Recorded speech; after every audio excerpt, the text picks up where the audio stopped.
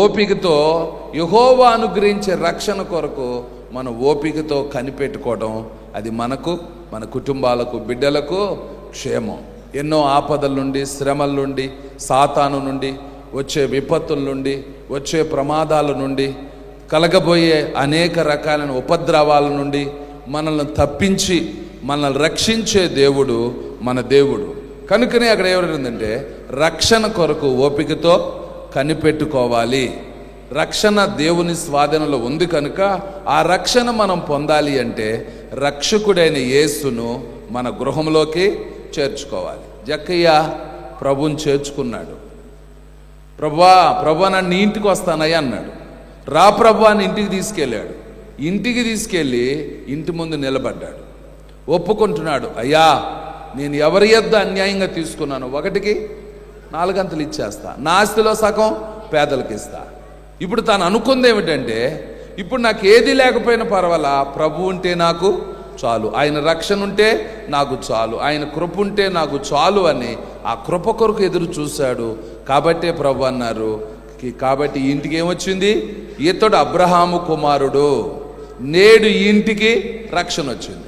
అప్పటి వరకు రక్షణ లేదు, కానీ ఇప్పుడు ఆయన రక్షించబడ్డాడు, క్రీస్తు రక్తములో కడగబడ్డాడు. కనుక రక్షణ పొందే వరకు మనం ఏం చేయాలంటే ఓపికతో ఎదురు చూడాలి. చాలాసార్లు అనుకుంటే నేను ఎప్పుడో మారుమూసి పొందేశానండి, నేను ఎప్పుడో రక్షించబడ్డానండి. నీ రక్షణ మరణముతో సంపూర్ణమవుద్ది. మరణముతో ఇప్పుడు రక్షించబడ్డా బాగానే ఉంది, ఎప్పటి వరకు నిలబడాలి? నీ రక్షణ ప్రక్రియ ఎంతవరకు ఉంటుంది? మరణముతో. అందుకే ప్రభు ప్రకటనలో అంటాడు, మరణం వరకు నమ్మకం ఉండు, అప్పుడు నీకు నేను జీవకిరీటము ఇస్తాను. ప్రేమ కలిగిన మా ప్రియ పరలోకపు తండ్రి, మీ ఘనమైన శ్రేష్టమైన నామాన్ని బట్టి వందనాలు అయ్యా. మిమ్మల్ని ఆహ్వానించాలని అయ్యా, మీ మాటకు అయ్యా మేము తండ్రి మిమ్మల్ని ఆహ్వానించు వారిగా మమ్మల్ని చేయండి. అలాగే మా సమస్యలు మీకు చెప్పుకోవాలి నాయన, ఎవరో మనుషులకు చెప్పుకొని పరిస్థితులకు కాకుండా మీ ఎదుట మా సమస్య చెప్పుకొని మీ సహాయం పొందినట్లు చేయండి. మీరిచ్చే అవకాశము కొరకు, మీరు అద్భుతాలు చేసే వరకు మాకు ఓపిక నాయన దయచేయి నాయన.